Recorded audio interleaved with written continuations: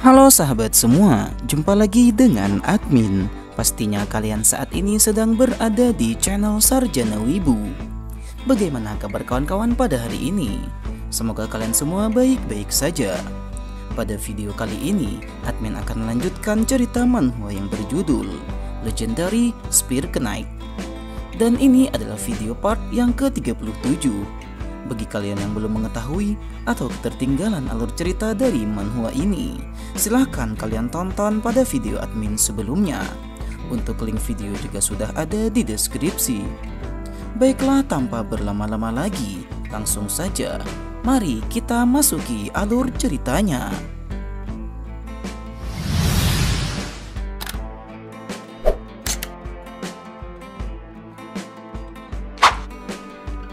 Dalam sebuah teori antariksa, di atas para Nine Star ada sebuah bintang yang sangat besar yang bersinar terang mengalahkan semua Nine Star, yaitu gelar Giant Star, gelar yang belum pernah diberikan kepada siapapun. Kita diperlihatkan kembali pertarungan yang terjadi di dunia elf. Para mage yang sedang menyerang bangsa elf tiba-tiba dikejutkan dengan kedatangan Joshua Sanders. Evergrande merasa khawatir karena Joshua pasti akan menghalangi jalan mereka. Andai saja aku bisa mendapatkan Stormwind, ucapnya di dalam hati. Evergrande dengan cepat kemudian menyerang Joshua sambil berkata, "Kenapa bisa seperti ini? Dendam apa yang membuatmu menghalangi semua jalanku di setiap kesempatan?" tanya Evergrande kepada Joshua. Serangan dari Evergrande dengan sangat mudah berhasil ditangkis oleh Joshua dengan tombaknya.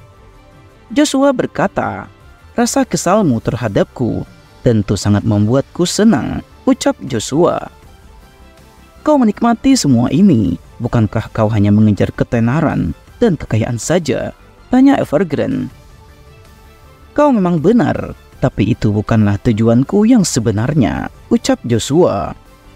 Joshua teringat kembali dengan kehidupan sebelumnya saat Joshua diperangkap oleh Evergrande dan Caesar. Di dunia ini, terdapat orang-orang yang keberadaannya saja sudah menjadi ancaman yang besar.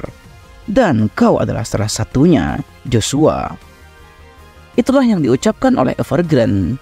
Itulah kenapa Joshua tidak akan membiarkan tindakan kejahatan dari pihak Evergrande berjalan lebih jauh di kehidupannya yang sekarang. Bahkan Joshua menyebut perkataan yang sama. Ada orang-orang di dunia ini yang keberadaannya saja sudah menjadi ancaman besar.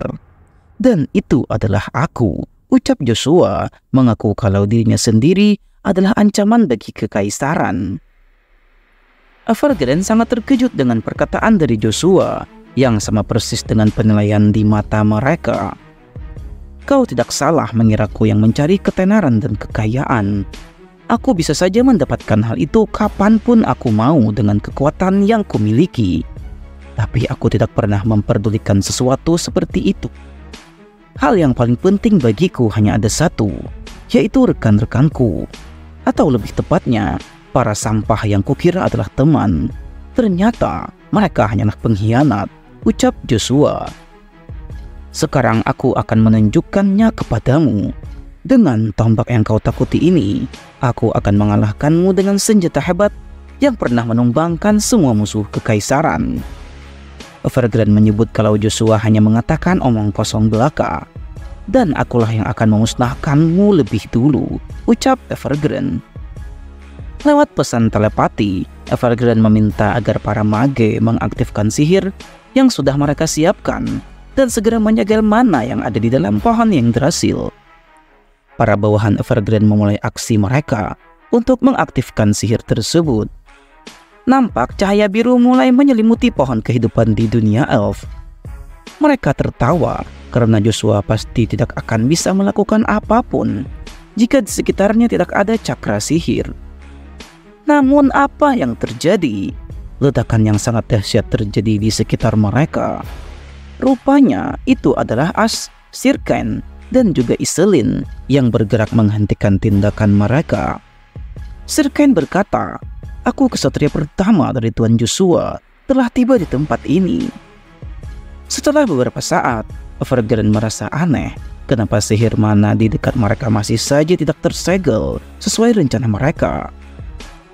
Tiba-tiba seseorang datang dan berkata, "Sederhana saja, karena para mage bawahanmu sudah tidak ada lagi, alias telah mati." Evergreen bertanya, "Rupanya kau masih hidup." "Tentu saja aku masih hidup. Dasar pengkhianat. Terima kasih karena berkatmu, aku jadi bisa berkembang menjadi lebih kuat," ucap Theta. Dengan cepat Theta menyerang Evergreen di sana dengan skill Wind Heal. Melihat serangan yang tertuju kepadanya, Evergreen mulai bersiap-siap untuk melakukan sesuatu. Dengan sangat mudah, Evergreen berhasil menahan serangan yang besar itu. Theta kemudian bergerak dengan cepat dan tiba di hadapan Evergreen. Dia bertanya apa yang telah dilakukan Theta terhadap Master Magic Tower. Memangnya ada orang yang mau mengampuni orang lain yang akan menjadi ancaman di masa depan? Kalau kau memang sangat ingin bertemu dengan Master, maka aku akan mengirimmu ke tempat yang sama dengan Master hari ini juga, ucap Evergreen. Theta semakin menjadi-jadi karena rasa dendamnya. Namun serangan seperti itu masih sangat mudah untuk ditahan oleh Evergreen. Namun apa yang terjadi? Pertahanan dari Evergreen hancur seketika, dan ia pun tak menyangka kenapa ini bisa terjadi. Pada akhirnya, Evergreen terkena serangan dari Theta dengan telak. Evergreen terpental jauh akibat serangan yang dilancarkan oleh Theta. Untuk membalaskan dendam Master, maka akulah yang akan memusnahkanmu lebih dulu, Evergreen, ucap Lord Theta. Evergreen terlihat masih baik-baik saja setelah terkena serangan tersebut. Ia mengaku kalau dia sedikit lengah. Tentu saja kekuatan dari Theta belumlah mampu melebihi kemampuan dari Evergreen. Joshua yang masih berada di sana kemudian berkata, "Kalian tenang saja, aku tidak akan ikut campur dalam pertarungan di antara kalian berdua." Evergreen tersenyum dan berharap agar Joshua tidak menyesali keputusannya itu. "Ya, sesuatu mungkin saja berubah, tergantung dari situasi dan kondisinya," ucap Joshua. Pertarungan antara dua mage terkuat Magic Tower kemudian akan segera berlanjut. Evergreen meminta agar Theta tidak menyombongkan dirinya, karena Theta saat ini masih berada pada mage kelas 7. Theta sadar betul kalau ia tidak akan mampu mengalahkan Evergreen. Namun ia mengalirkan lebih banyak mana ke jantungnya sehingga dia akan mampu menghasilkan sihir yang hebat untuk sementara waktu. Namun tentu saja ini akan menyakiti dirinya. Butuh pengorbanan untuk mendapatkan kekuatan sebesar itu.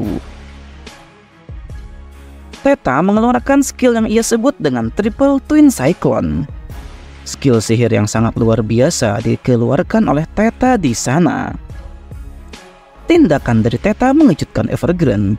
Tentu saja mage kelas 7 seperti Theta tidak akan mampu menggunakan sihir level 8. Evergreen mencoba untuk menahannya. Theta menunjukkan wajah terkejutnya di sana. Rupanya Evergreen berhasil menyegal sihir yang dilancarkan oleh Theta. Evergreen mengakui kalau sihir dari Theta sangat menyakitkannya, dan sekarang adalah giliranku, ucap Evergreen. Ia kemudian melakukan sesuatu. Evergreen menteleportasi Magic Cell yang ada di tangannya. Magic Cell itu tiba-tiba telah sampai dan muncul di hadapan Theta. "Akan ku kembalikan sihir yang tadi kau keluarkan," ucap Evergreen. Dan boom! Ledakan yang sangat dahsyat terjadi di sana. Ledakan tersebut menghancurkan area yang ada di sekitarnya. Sirkain, Ash, dan juga Iselin sangat terkejut melihat kejadian itu dari jauh. Scenes memperlihatkan sesaat sebelum terjadinya ledakan di dekat Stormwind pohon yang drasil. Sungguh ledakan tersebut juga menghancurkan pohon kehidupan bagi bangsa Elf. Evergreen akhirnya mengambil Primordial Stone yang telah lama ia incar. Joshua kemudian muncul di sana, menghancurkan kediaman orang lain. "Kau memang pantas menerima hukuman dari langit," ucap Joshua. Evergreen terlihat santai-santai saja, dan ia sangat yakin bisa mengalahkan Joshua karena dia telah berhasil mendapatkan kekuatan dewa. Joshua tidak mau kalah. Dia memamerkan dua kekuatan dewa yang sudah ia dapatkan lebih dulu daripada Evergrande. Evergrande tidak mempercayai perkataan Joshua, karena dengan satu Primordial Stone saja sudah memakan kehidupan manusia dengan sangat cepat. Jika kau memiliki keduanya, maka sudah dipastikan kau akan mati dengan cepat, ucap Evergrande. Bagaimana kalau kita coba saja sendiri, ucap Joshua dengan percaya diri. Sungguh menyedihkan sekali keberanianmu itu, tapi di sisi lain, itu akan sangat menyenangkan untukku, ucap Evergrande. Pertarungan pun sudah tidak dapat dihindarkan lagi. Pertarungan yang sangat dahsyat, kekuatan dewa yang saling adu bentrok, membuat area di sekitar mereka menjadi hancur. Joshua dan Evergrande terus saja beradu skill dan kekuatan mereka. Joshua bertanya, "Bagaimana? Apakah kau masih berpikir kalau aku hanya berkata omong kosong saja soal kekuatan dewa?" tanya Joshua. Evergrande pun terkejut. "Bagaimana bisa? Kenapa kau bisa seperti itu? Kan sudah kukatakan sebelumnya, aku ini adalah seseorang yang keberadaannya saja sudah menjadi ancaman yang sangat besar bagi dunia ini," ucap Joshua dengan tegas. Joshua menggunakan Magic Spear Art tingkat 6 yang disebut dengan Vial of Wind. True Thunder Slash yang sangat luar biasa. Serangan itu bahkan mengenai Evergrande dengan telat. Sukar dipercaya, Evergrande merasa kalau ia telah mendapatkan kekuatan dewa. Namun kenapa dia tetap saja kalah melawan Joshua? Lihatlah efek serangan dari Joshua, sampai-sampai membuat langit di dimensi elf menjadi terbelah. Daratan pun terbelah hingga ke inti bumi.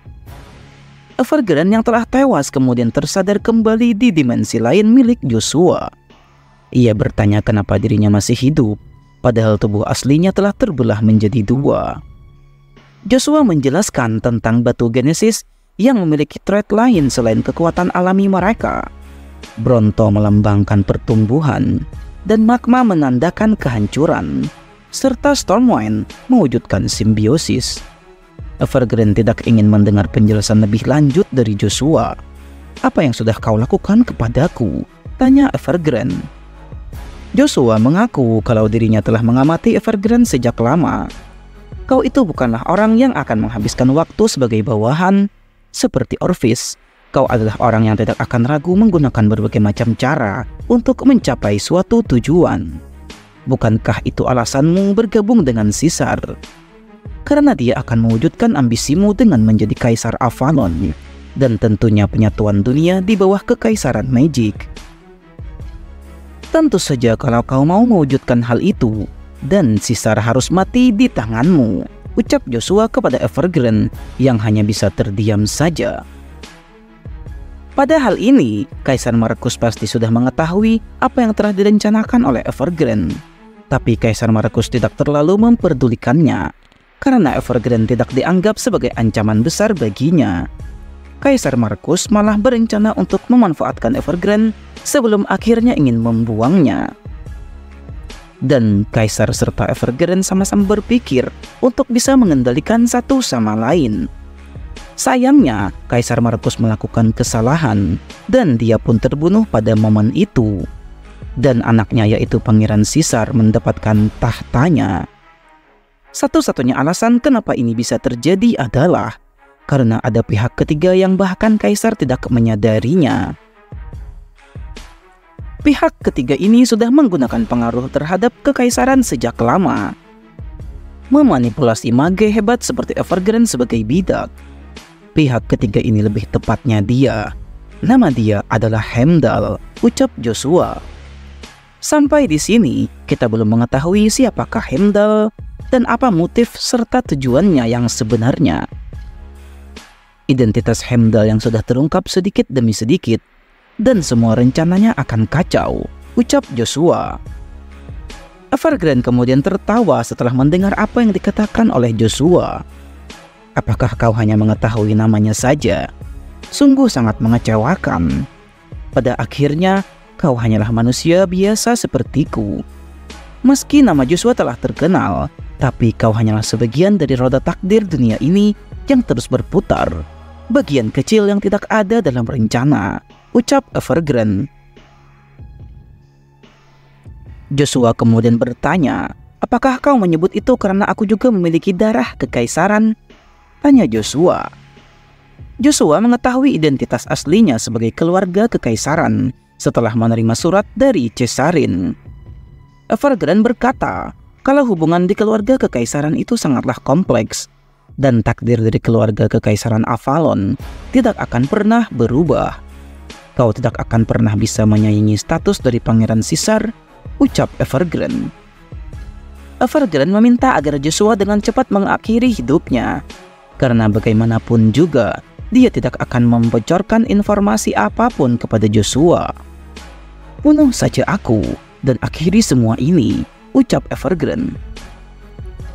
Joshua merasa lucu sekali melihat Evergrande yang menyerah begitu saja. Joshua menawarkan agar Evergrande memohon pada Asmodeus agar hidup abadi.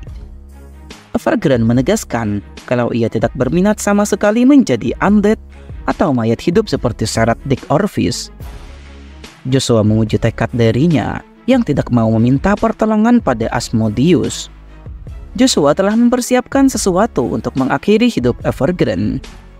Joshua mengaku sedih karena tidak bisa membuat Orpheus menjadi bidaknya.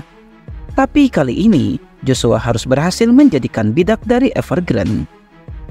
Lucia menyebut kalau serat Dick Orpheus sudah terlalu terikat dengan Asmodeus, sehingga ia tidak bisa menyerap dan menjadikannya di pihak Joshua. Evergrande terkejut mendengar tombak Joshua yang ternyata bisa berbicara. Tombak Joshua sudah memperkirakan kalau Evergrande pasti bisa mendengar suaranya. Lucia berkata kalau jiwa yang ada di dalam Evergrande pasti merasa sangat gelisah. Evergrande tidak paham apa maksudnya. Bukankah kau yang akan mengambil nyawaku? Tanya Evergrande lagi. Para pasukan zombie kemudian muncul di sekelilingnya. Death Knight itu kemudian menangkap Evergrande dan menguatkan ikatan yang ada di tubuhnya. Joshua menjelaskan, meski tubuh Evergrande menghilang sama sekalipun, jiwa Evergrande akan tetap ada di sini selamanya dan tidak akan pernah mati. Kekuatan ini mirip dengan kekuatan Asmodeus, kontrak yang dipaksakan, atau disebut dengan Recall of Soul. Dengan kekuatan itulah, Asmodeus bisa membuat Death Knight tanpa persetujuan dari pemilik asli tubuhnya. Aku pun bisa menggunakan kekuatan yang mirip seperti itu, ucap Joshua. Evergrande berteriak dan meminta agar dirinya dimusnahkan saja daripada menjadi Death Knight. Joshua kemudian menusukkan tombaknya ke tubuh Evergrande. Dalam sekejap aura hitam mulai menyelimutinya, dan Evergrande berteriak kesakitan. Evergrande nampak seperti terbakar akan aura kegelapan dari Joshua. Lucia menyebut mage kelas 8 memang benar-benar persembahan yang sangat memuaskan. Tentu saja makhluk yang akan terbentuk dari mage kelas 8 pasti bukan makhluk biasa saja. Lucia memberikan ucapan selamat kepada Joshua karena Lich atau mayat hidup ini resmi menjadi bidaknya Joshua. Lucia menyebutnya dengan sebutan The King of Lich.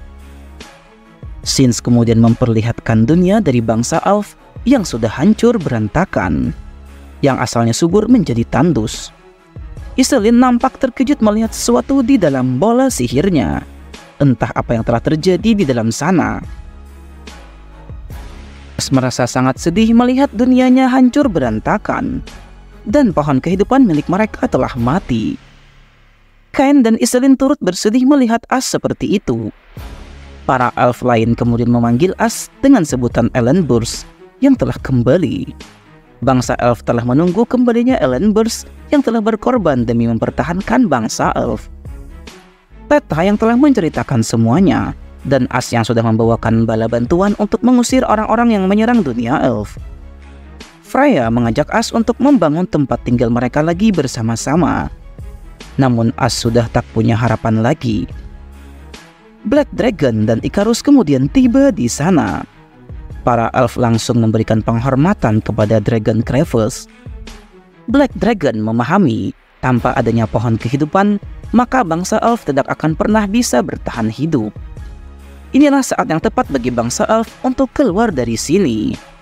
Terkurung terpenjara di tempat seperti ini pasti sangat melelahkan, ucap Black Dragon.